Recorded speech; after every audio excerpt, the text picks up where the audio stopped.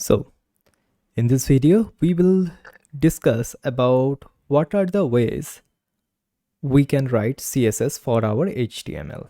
Basically, in which ways we can style our HTML content, right? So, there are specifically three ways in which we can write CSS. First one is inline styles. Second one is internal styles, and third one is external styles. Okay, so we will discuss all of them one by one, and at the end of that, we will be able to see which one is better. All right, so first of all, what we can do, basically, we can jump into the inline styles. So this inline styles, as the name suggests, recommends us to style all of the HTML inline. So what do I mean by that? We have seen that before in our course as well. For example, if I want to change the color of this heading, what I can do? I can add an attribute which is called style and set the color to something like purple, something like this. And again, this style attribute is available for all of the HTML elements, not only for H1 but also for paragraph tags, also for H2s and so on. Like everything can be styled.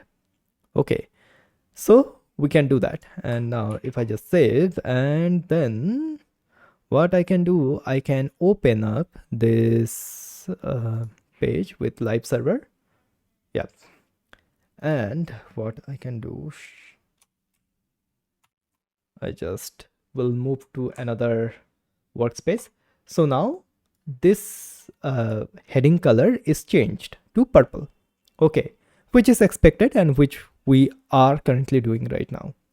Now, for example, I want to change the color of these paragraphs to green. How we can do that? Let's do that. So let's go to the code editor, and inside of that, this paragraph, let's do style and then again color of green. And you might be thinking right now like, hey, how many colors we have, or how we can write this thing. So the structure of CSS we will definitely discuss after we have discussed about the like the ways how we can write CSS. Okay, so we can do something like this, the color to green. And in VS Code we have this color picker as well. You can change the color to anything you want. All right, so let's go to the browser once again, and now please notice that only this particular paragraph is green, not this paragraph. Okay, although they are same element, but what happens is that when we write the styles inline, only the particular tag in which we are writing the styles are affected. And this is a potential drawback, because if I have thousands of paragraphs in my HTML document or in my website, so what I have to do, I have to copy paste the same styles again and again and again. And for some reason, if I want to change the color of let's say from green to red, then I have to do the same thing again and again for all of the tags. So this is a potential drawback of inline styles. So do red and go to the browser. Now our paragraph is red.